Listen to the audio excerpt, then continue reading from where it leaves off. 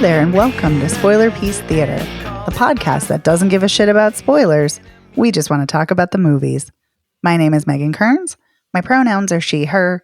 I write film reviews for Edge Media Network. I'm a co-host of the Slashers podcast, a member of the Boston Online Film Critics Association, and a member of Gallica, the Society of LGBTQ Entertainment Critics. My name is Dave Riedel. My pronouns are he, him. I write about movies, and I'm a member of the Boston Online Film Critics Association, and I forgot which order we go in, so that's why there's that gap, everybody.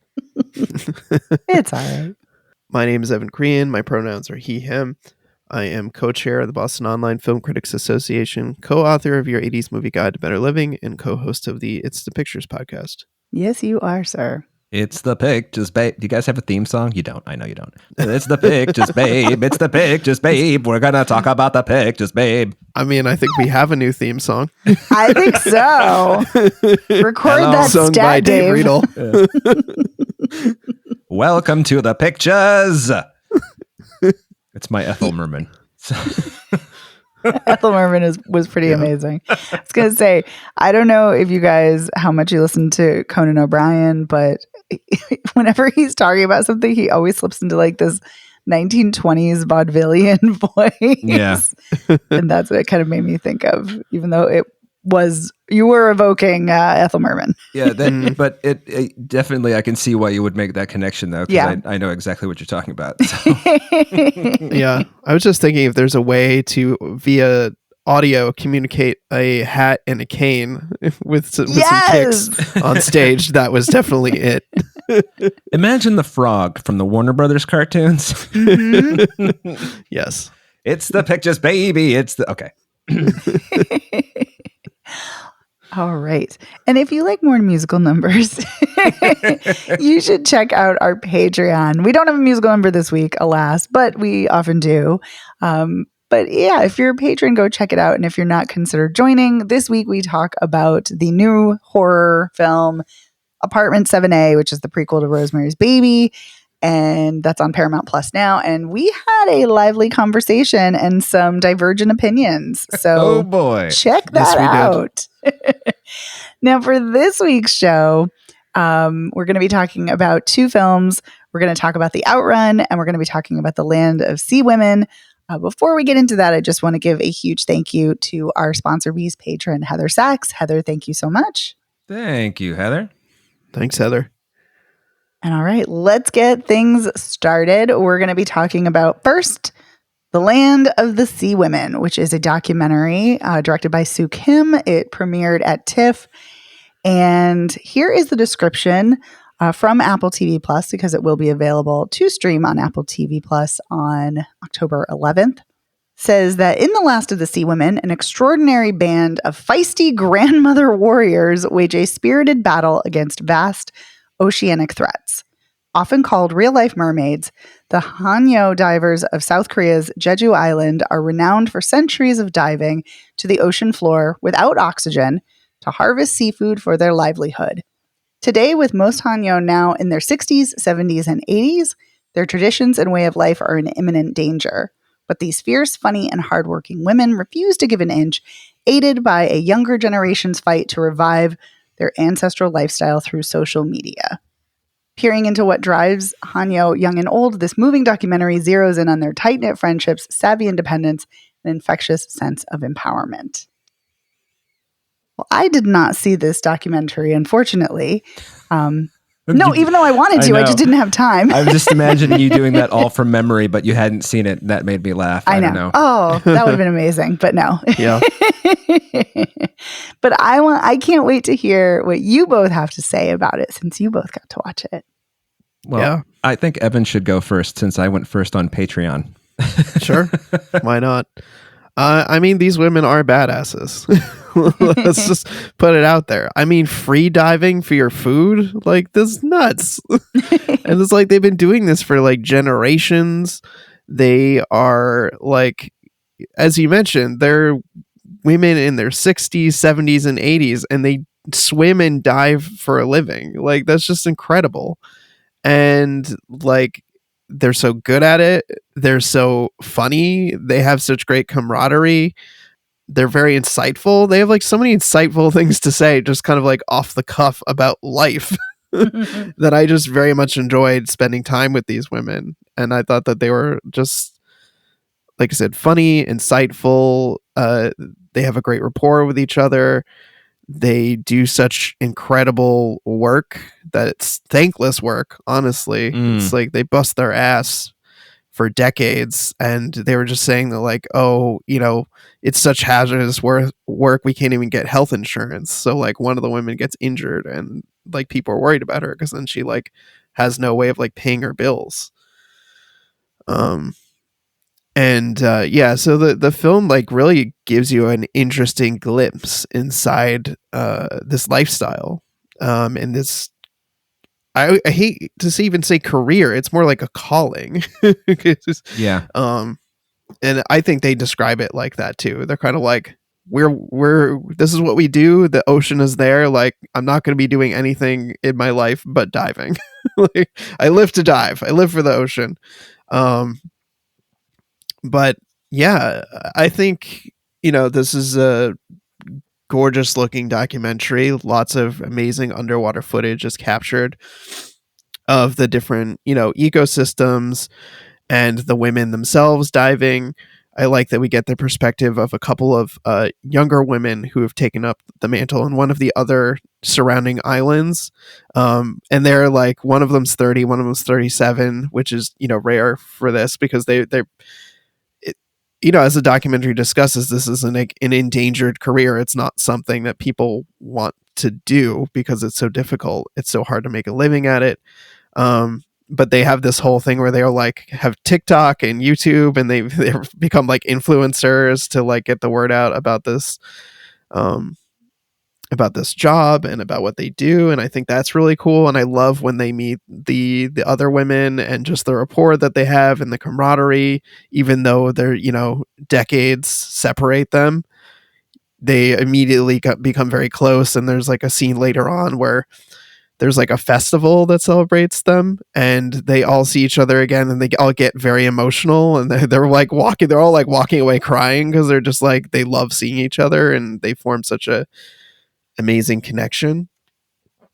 I like the score and the music in this. I like that you could tell it's a lot of kind of like folk music from these islands, and you hear people kind of singing and working, and I think that's really cool. And I wasn't aware that there's like an ecological protest that's wrapped up in the documentary about how Japan was going to be releasing radioactive wastewater into the ocean, and people in the international community were kind of like, yeah, okay, it follows like the normal guidelines. And these women are like, you're fucking just dumping radioactive chemicals in the place where we swim all the time and get our food and our livelihood. Like, so the movie covers that a fair amount, like both from like a local protest angle, and then one of them goes to speak to the UN about it to kind of protest, and it doesn't really seem like anything happens, which sucks. Like, I don't think they stopped the dumping, which is really sad. And it doesn't end on like a bleak note, but they all kind of feel very like kind of downtrodden, and like, I don't know what the future holds, both for us, like as a people, for what we're doing, and also like for the ocean and sea life, which is sad. So The Last of the Sea Women feels like a very appropriate title for, an occupation that is rapidly vanishing. And they're trying to do things to, like, they founded a school where they're training people to do this and trying to encourage like another generation. But I think they said they trained like over 800 people, and maybe about 5% of them actually make it, like actually decide to do this. Yeah. Oh man, that's 40 people. Yeah. Ugh. And they said at one point there were 30,000 women that did this. Like in the height in the 60s, they had 30,000 women that were doing this, and now it's more like 4,000 that people like total. That's quite a drop. Yeah, it's quite staggering. But yeah, I thought this was a great documentary. I found it very compelling. I thought all the people that they interviewed were really cool. They had a lot of interesting things to say. I don't know. don't know what else to add. Well, I'll add a few things. Sure. So first of all, I hated this. No, I'm just kidding. You're like, this was terrible. This is terrible. I don't like documentaries about the elderly. No, this was great. I have pretty much the same reaction as Evan. I was really struck, like you were, Evan, by the folk music, which comes right at the beginning. And I don't really like American folk music, Yeah, but I same. like lots of other, like I like, Indian folk music, and I guess now I like Korean folk music. I don't know. One of the things that you touched on was how they just kind of say these things that are really, just full of wisdom, and they sort of toss them off, and, one of them says something to the effect of, well, this is what happens when you start doing this when you're, 20 and, now you're 75. You just have all of these years of experience. And I think all of them outlived their husbands. It seems like it, because at one point they're like joking around, like, "Oh, the phone's ringing. Oh, maybe that's my dead husband calling." Like they're like cracking jokes about like, "Oh, maybe you should like place like a dating ad for somebody who will like shell sea urchins with you." Yeah, and then there's the one woman who had the ankle injury, and she talks about how she's got like 8 steel pins in her ankle or something like that, and she does get a little bit verklempt when she mentions her husband that time, but she's also the one who makes the dead husband joke earlier. So yeah. But I was really fascinated also by the younger women, especially the one who's married and has 3 kids and is still cooking dinner every night. I mean, come on. Yeah. So, that was nuts. And she was talking about like, I'd rather be, spend 7 hours in the water a day than like work a regular job or something like that. I mean, I feel that, if the water I was going to be diving in was warm and I were in better shape, I would absolutely spend 7 hours a day in the water. Yeah. So aside from Fukushima, they were also talking a lot about, climate change and how, they don't say this, but basically the reason they know climate change is real is because, you have all these different kinds of fish who should be way farther south, but now they're showing up here. So anyway, that just kind of makes me go like, ugh. But the other thing I wanted to touch on is there's a lot of not extensive, but there is some good underwater footage of them diving, and watching them dive, particularly when they ascend and descend. They're so graceful. It's like they belong there. Now, I'm sure that's because they've been doing it their whole lives. But at the same time, I'm like a really good swimmer and I don't look like that. Yeah. Like there's no way. They said they start when they were like 7. They said they start training when they're 7. And then usually by the time you're around 15, then you're kind of like graduated to be, to be a like full on member of this group. But they're also saying that they didn't used to wear wetsuits or use flippers. Those are like within the last 40 years of doing this. They're like, and I can't imagine like doing that because they have wetsuits and they look like they have some type of like, weights that they wear to help them with their diving and whatnot. I'm like, can you imagine like the people doing this without those things? Oh man. I know. Wow. Just imagine the lung capacity that it takes to do this. They talk about that. They talk about the weight of the water and, the deep. Yeah, one woman describes it as like hitting she describes it as like kind of like the glass ceiling, but you're hitting your head against the ceiling like several hundred times a day. Oh my God. Yeah. And one of the women says that, and it's right at the beginning, she says she spends about 4 hours a day diving and then 4 hours a day cleaning, all the food that she found under the water, and that she's really, really good at cleaning the sea urchins. So she gets everybody's sea urchins. So yeah, I just thought this was, go ahead, Evan. No, go ahead. I was just going to say, I thought this was just really lovely and very touching to see them all, the camaraderie and how they were so excited by the 2 young divers to spend time with them. It was just neat. That sounds so sweet. Yeah. Yeah, it is really sweet how they bond.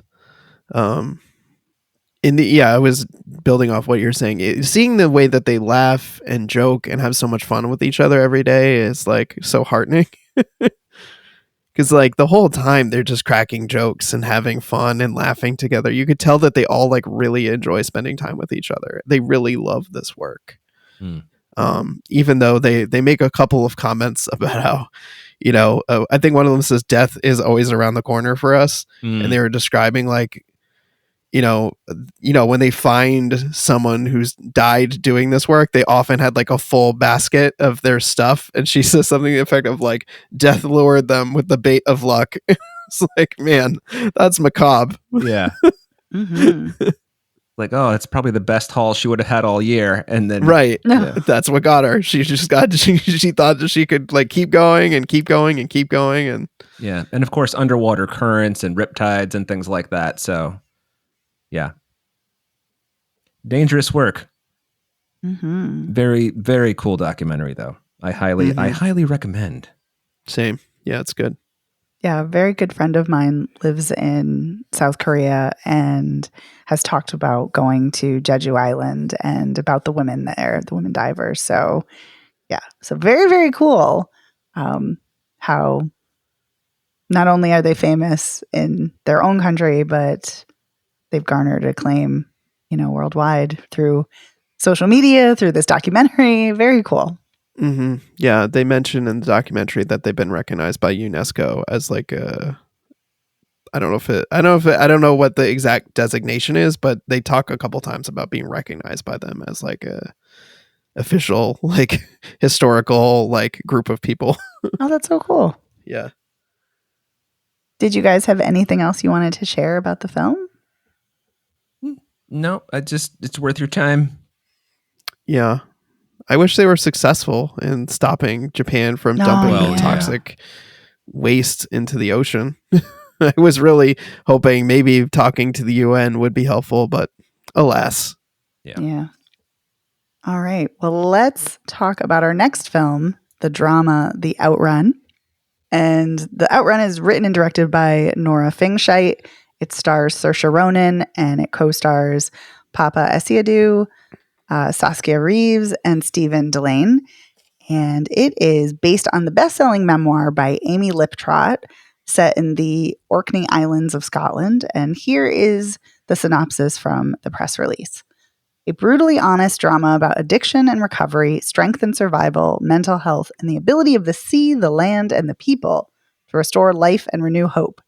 After a decade away in London, 29-year-old Rona returns home to the Orkney Islands. Sober but lonely, she tries to suppress her memory of the events which set her on this journey of recovery. Slowly, the mystical land enters her inner world, and one day at a time, Rona finds hope and strength in herself among the heavy gales and bracingly cold sea. Yeah, this film definitely sets the ambiance for very, very cold winds and cold water. Mm-hmm. Yeah, it's kind of funny that we picked these two movies together, I know. having a very like strong connection to the ocean. I know, that was not planned. That sometimes happens, that we'll have kind of a hidden theme that we're not aware of until we're talking about it or until after we watch them. But yeah, this is a non-linear story. It bounces back and forth in time. It does follow Rona as she returns home and she's helping her father on his sheep farm. And she's also staying with her mother because her parents are, I'm not sure if they're divorced or separated, but they're clearly not together and they live apart. And so she's living with her mom, but helping her father on the farm. And but it bounces back and forth as far as we get her memories of her time when she is not sober and her times with addiction and when she's drunk in bars and falling down and getting into physical fights as well as, verbal fights with her boyfriend and with friends and with everyone. And we kind of see her, her party days when she's like at her highest of highs and lowest of lows. And we're also seeing her struggle on a daily basis with her sobriety and trying to find her place in the world because she's a marine biology student and she starts working at like a nature preserve where they're recording these birds and they're trying to see if the birds are still there and they think and the numbers have dwindled. But she has to go out and mark whether or not she hears the birds, and she never does until the very end. But yeah, I'm very curious to hear what you two thought of the film. Well, So Dave, why don't you start? You want me to start? I was going to see if you wanted to please, start, because I could start. You didn't talk about the Land of the Sea Women, so I don't know. I could certainly start. But if you would like me to, I will go. So I mean, do you guys have anything else to flesh out? I mean, I know there's obviously more to flesh out. Like there's the horrible reason why she started her journey of sobriety, which was she was sexually assaulted by someone who offered to give her a ride, a stranger. She was outside. She'd been kicked out of a bar, and then she's sexually assaulted, and we see the bruises, and we see her enormous black eye. Actually, we see the enormous black eye first when she's going into rehab. She has to be locked away. She's like, I just need you to lock me away. Yep. Was that her first attempt at sobriety? I kind of got confused with some of the timeline. I thought that perhaps she had gotten sober for a little while and then relapsed, and that was after her boyfriend left her. Because I thought that she got sober, then the boyfriend decided to leave her after she got sober, then she relapsed. That happened to her, and then she was like, okay, I'm gotta like take much more aggressive steps. But I don't know, it kind of jumbled together sometimes for me. Yeah, that's certainly possible. I got that was her first attempt at sobriety. But I think it works either way, because I'm not I was like, I am not the expert nor the person, to say this necessarily, but I know that sobriety is not a linear journey. It is very much a, 2 steps forward, a step back, it ebbs and flows. So I think it works either way, but I thought that was her first attempt at sobriety, was when she goes into the rehab. Yeah. But you might be right. She also might have said like, oh, I'm not going to drink anymore, because she said that. And he's like, well, you've said that before many times, and then, maybe she had the best of intentions and then didn't. So it could be that too. Yeah. I mean, the movie shows her relapse a couple of times. So it's, I don't know. But like I said, it's all jumbled together. I think, like you said, it kind of works either way. Yeah. But I will start off with saying that I absolutely loved this. I think Saoirse Ronan is a phenomenal actor, and I think she does a phenomenal job here. I think she does a really sensitive portrayal that's incredibly respectful of people struggling with addiction, while also fleshing out the character of Rona, and feeling like a real person, and feeling like there are stakes, but it feels like a grounded performance. Like it felt very lived in, and I just really appreciated that. And I loved her performance. And it really does hinge so much on her, because she's the protagonist and it is her struggle. But I also loved the kind of I loved the poetry of her voiceovers. I loved how there's talk of mythology, like of the Selkies. And we see the seals underwater. I love how there's like an animated moment where we see why the Orkney Islands are the way they are, and the creature that's like has this enormous tail, and then its teeth all fall out, and the teeth are the Orkney Islands, and then its liver is always on fire, and that's why there's always this rumbling that's why there's always this rumbling sound that you hear in the Orkney Islands. So I loved it. I loved the risks it took. I thought it was visually striking. Really some beautiful shots of the ocean, but also of her when she's dancing and kind of walking through the town. And I liked the supporting performances. I found this extremely moving. I cried a lot, but it never felt like trite or maudlin or manipulative. Like it just felt like a really raw, honest portrayal, and I just really loved it. Oh, good. That's nice. That is nice. So what did you guys think? Evan, what's up? Go ahead, man. Oh, okay. I mean, I think I should probably just preface by saying like this is probably not normally my kind of movie. Like it's kind of slow. I don't necessarily love the kind of voiceover and the more like kind of dreamy sequences in it. But I do think that Saoirse Ronan is great in this. Like you said, Megan, I think it's a very grounded, sensitive portrayal of someone, struggling with addiction. I think a lot of it rests on her, and I think she's very, very good in it. So I think that's definitely a reason to see this movie, is to see her be so good. The movie is very picturesque. It's sad. It's very sad in places. Especially, knowing that her father has been struggling, with being bipolar, and it's kind of hinted that that some of her struggles might be linked to mental health as well, but it's never like explicitly stated. Well, she is dealing with, the trauma of sexual assault, so that is a mental health issue. Yeah, true. In that regard, so you're absolutely right. Yeah. Well, I was just thinking it seemed possible to me that she might also be dealing with similar mental health issues as her dad, though not necessarily diagnosed, or maybe kind of muddled with the addiction, being difficult to kind of like figure out what's going on there. But I really liked I loved her obsession with electronic music. Seeing her kind of like wandering around with her headphones on, especially in that scene where she like really cuts loose, and she's like kind of like gotten some time to herself. She's living in a very like isolated place, like a cabin, and on like even more remote islands. And she's like cooking and just really feeling it, and just totally unloads, and just has this like very cathartic dance scene. I liked that quite a bit, and I liked her interactions with that other guy who, when he shows up, he's like, he's running the general store in the island. Yes. You can kind of tell that he knows that she's sober, and absolutely, I just like you could tell right away, like he's clocked it. And so by the time when he finally comes over to talk to her, I'm like, okay, now we're gonna find out that he's in the same position. He knows what's going on, especially when he gets to the like, it's been 12 years, 4 months, and 29 days. I really liked that he said, it never gets easy, it just gets less hard. Yeah. And I think that she really takes that to heart. And she starts to like recognize what he's saying. So I thought that was really insightful, and I liked their rapport, and I was just so relieved that it was like an older guy who was just not creepy.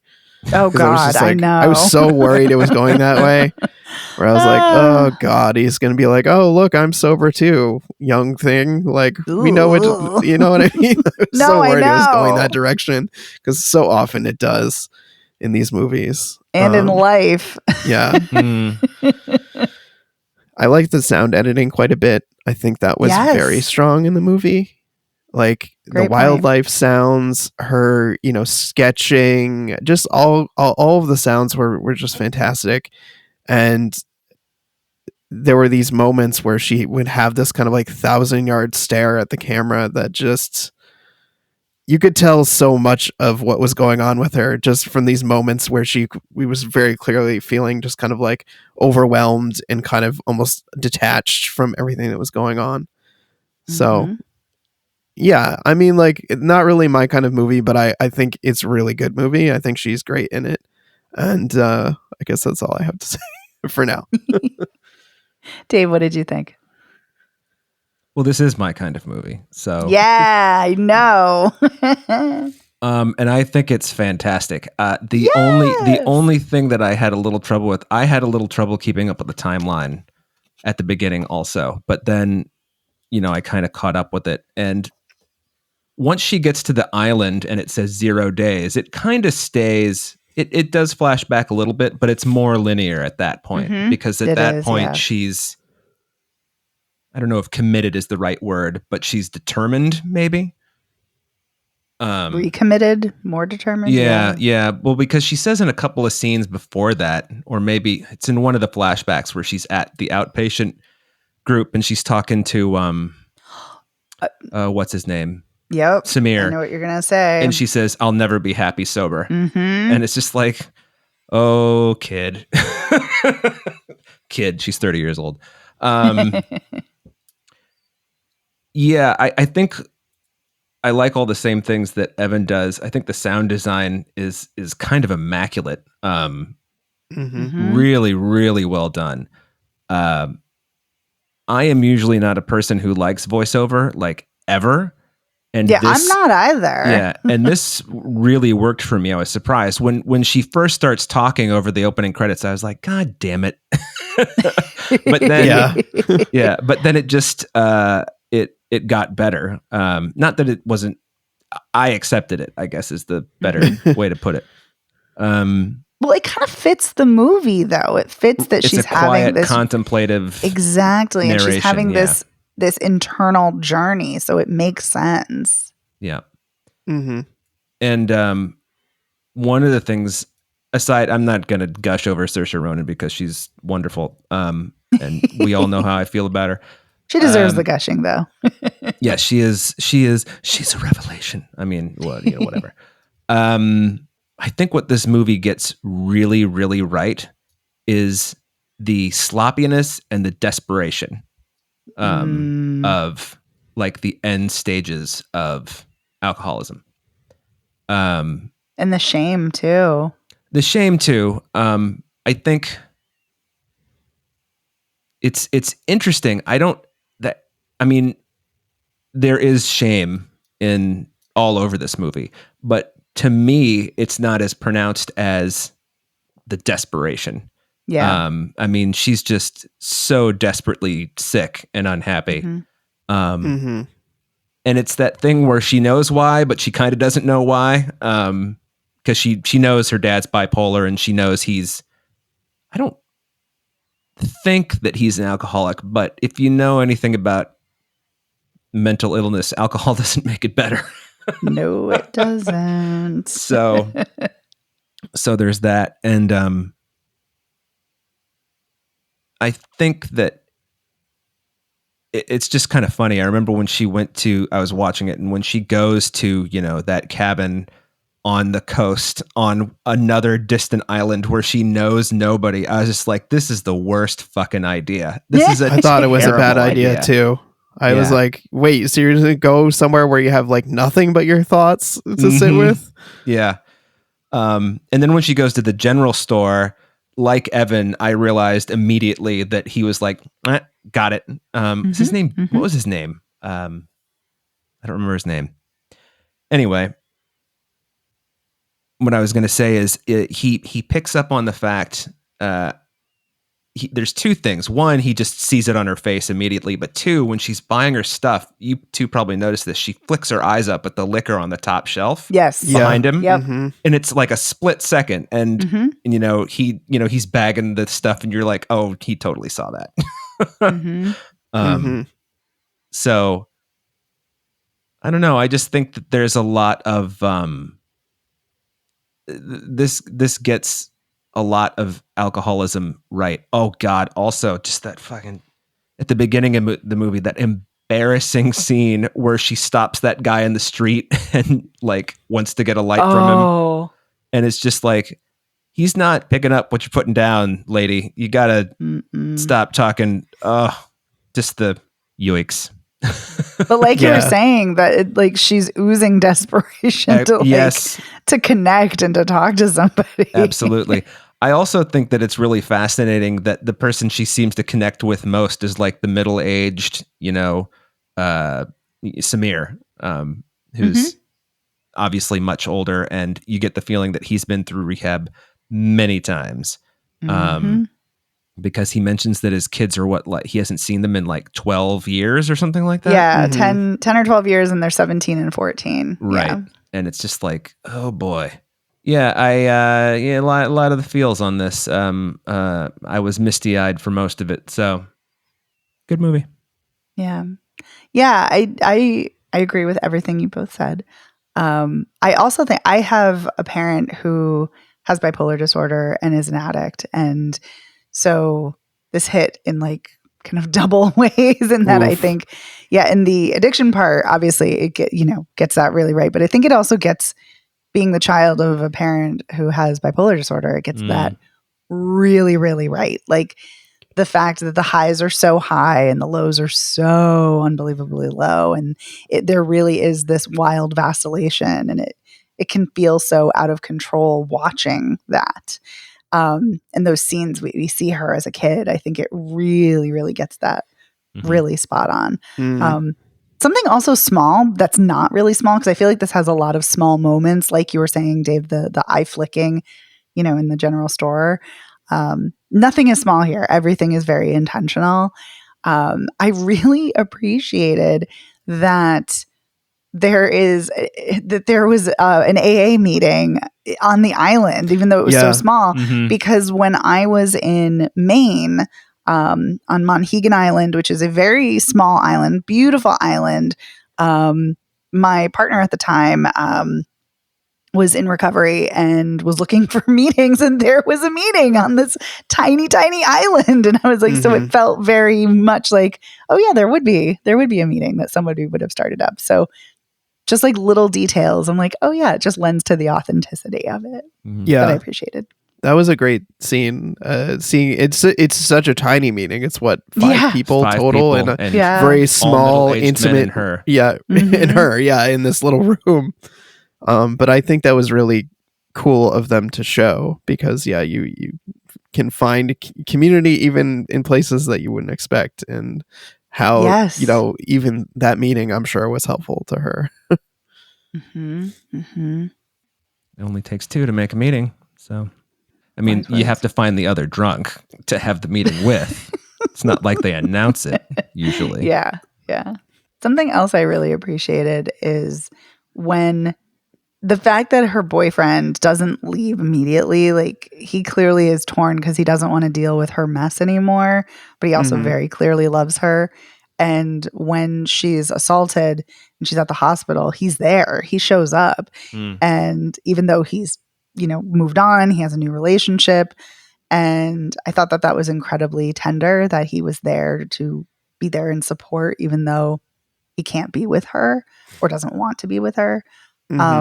And then that scene where she calls him and right before she relapses, and she's like, I miss you so much, but I know why you left me. Like, oh my God. Yeah, that was a real gut punch moment. I thought you were going to say the moment after, where they're outside smoking a cigarette and she asks him if he wants to go get a drink. And at first, for a split second, I thought, oh, she's just joking. And I was like, no, she's dead serious. This is dead serious. Oh my God, get a hint, girl, that you can know. Just know.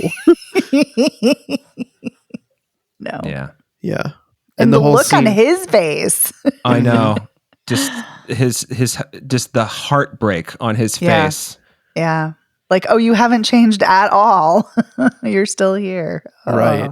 Yeah. And the whole scene at the bar where she gets just like totally wasted at his like work thing and smashes that guy in the face with like the glass. Like, oh my God, that's so bad. Yeah. Yeah. And another thing that this gets right is how you can go from elated to fucking furious on a dime if you try to stop an alcoholic from getting their I don't know what it was, something alcoholic, something 150 proof. Yeah, the smashed wine glass on the floor, and she cuts up her hands trying to like pick up the glass, and his hands are all cut up. Oh, that was another brutal scene. Oh, and just hiding the alcohol too. She's got that bottle of vodka behind the sink. Yep.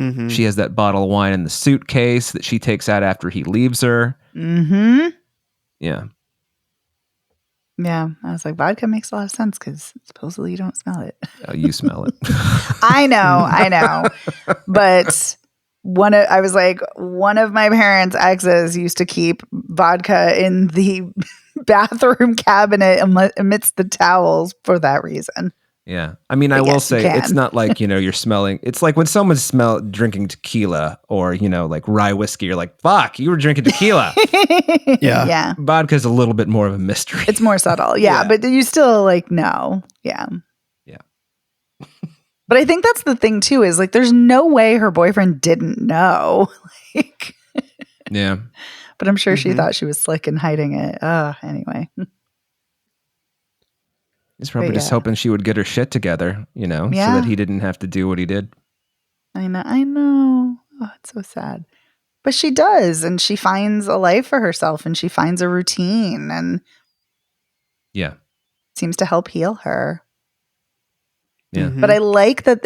I like that this very much doesn't act like the way some films that deal with addiction do. It's like, oh, now it's all better now. Like, oh, because so much of them focus on, hitting rock bottom and then that's it. And then you go in recovery and everything's great. Everything's spectacular. And it's like, no, it's like a never ending, journey. Like, yeah.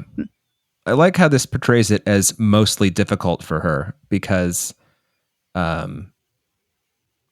that's my experience as a witness a lot. So, I have one friend who has been sober. It's got to be 16, 17, 18 years. Still fucking complains about it all the time. Wow. All the time. Wow. And it's just like, dude, like I'm happy to be your sounding board to a point. Yeah, I would imagine.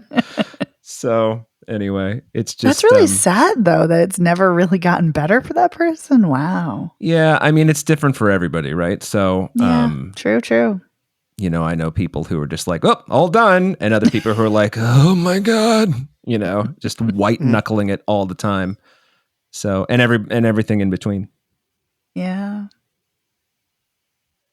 Oh. Hard life. Yeah, no, it is. I'm just getting emotional thinking about in this film the pain that she's dealing with. Like there's just so much pain. And I think that, that's true for a lot of people in real life. Like, oh, there's just so much pain. It's hard and sad. Yeah. Well, the movie does at least end on a very cathartic note. She's kind of like conducting that. There's that like orchestral montage of her like conducting the ocean and the environment. And then she's like, okay, I'm going to pack up and like leave, and finally sees the bird and then just laughs. The ending is her just seeing the bird and laughing. Yeah. Mm-hmm. I know, but I wanted to know where she was going. Although that's not the point. But I did. I think she was going back to the mainland to like help out her dad or something, because she said like earlier, like I think when springtime rolls around I'll come back, like I'll come back and help out. Yeah, when her mom goes to visit her, that's what she says. But I think she needs to stay away from her dad. It's probably wise. Yeah like I don't mean permanently, but like some distance for sure. Yeah well, especially since they don't say this in the movie, but you get the feeling that he doesn't really treat his bipolar disorder very well. Because I think he has medication, but when he feels better he stops taking it, which I remember I've heard people say things like, oh god, when I take let's just say Wellbutrin, because that's the first one that came. When I take Wellbutrin I just don't feel like myself. You know what I think when I hear that? I think good. I don't want to feel like myself. Jesus, the fuck is wrong with you? I don't feel like myself. You should take that as a fucking blessing. I don't use that. You're like, isn't that the problem that got me here in the first place? Myself? Absolutely. So that scene in his trailer when she like dips her finger into the red wine glass, and I was just like, and I knew she was going to do it, but I was just like, don't do it. And she put it in her mouth. No. And then I was just like, then she gets on the phone. I'm like, oh, she's decided she's going to relapse. She made the decision. Yep. Yeah. So. I know, but there's a like split second that I'm like, walk away, just walk away. Don't go back in. Even though I knew she was going to. Oh. Yeah. So, this is my kind of movie. Glad it stars Saoirse Ronan, but still would have worked for me with perhaps someone else. Who knows? Really well done. Yep. I agree. Yeah. So, do we have any final thoughts on this? No. Oh, I saw an interview with Amy Liptrot, who wrote the memoir, and she also co-wrote the screenplay. And she said the reason they changed her name from Amy to Rona is because when they first started writing it, she had trouble imagining Rona as a character and not herself. So they changed her name. And then she's like, all right, she's a different person. I can imagine this, more objectively. Oh, that's so cool. I thought that was really fascinating. Interesting. Yeah. Thank you for sharing that. I love that. That's a really cool tidbit. Thank you. You're welcome. Evan, did you have any other final thoughts? I did like the rotting apple as a metaphor For passing time. Yeah. Yeah, I'm actually glad you brought that up, because not just the rotting fruit, but the passing of time. I think I might have had an easier time with the timeline, because her hair is a great That's what I kept indicator looking for. of what's happening in time. Yeah. Mm-hmm. Like her hair color changes. Yeah, And that's she a- pulls off those bright colors, I have to say. Yes, she does. Being pale helps, for one. But I really love that it starts off where her hair is blue, and then by the end her hair is red, and it kind of fits because she was talking about how she, with that guy, she had a romantic interlude with, where she was talking about how she had a dream where her hair was on fire. And I was like, oh, that's so cool. Your hair's all flames. And then she dyes it this like fiery orangey red, which I love. So, but yes, I love the fruit too, the passing of time. Well, this had premiered at Sundance. This is in theaters now. It came out in theaters October 4th. And so let's do a recap. The Last of the Sea Women. I think it's safe to say you both would recommend it. Indeed. Yep. Mm-hmm. Okay. You can see that starting October 11th on Apple TV Plus. And the Outrun, like I said, is in theaters now. Is it safe to say we all would recommend it? Yeah. Yes. Oh, sorry. That's right. I'm on this podcast too. Yes. You are. I mean, I can speak for you if you'd like, but generally that's... And I would also recommend it. So that's unanimous. Wow. So we'd recommend both films. How exciting. Unanimous. Love it. Yeah. So that's going to do it for us. So we want to give a huge thank you to our editor, Otto Clammer. Otto, thank you so much for making us sound great week after week. Thanks, Otto. Thanks, Otto. You can find Spoiler Piece anywhere you get podcasts. You can also find us at our website, spoilerpiece.com. You can find us on social media. We're at Spoiler Piece Theater on Facebook, and we're at Spoiler Piece on Twitter, Instagram, Letterboxd, and Threads. You can email us, spoilerpiece@gmail.com, or you can give us a call at 862-21-PEACE. Leave us a voicemail message, text us. Let us know what you think of these movies. Did you love them as much as we did? And speaking of love, if you like the show, please consider rating and reviewing us. That helps us get the word out. You can go to ratethispodcast.com/spoilerpiece. We'll take you to preferred platform of choice. You can also just rate us directly at Apple Podcasts, which is a huge help, or on Spotify. And if you really, really like the show, you can join our Patreon if you're not a patron already. We put out episodes every week for $5 a month, and you get to vote in monthly polls.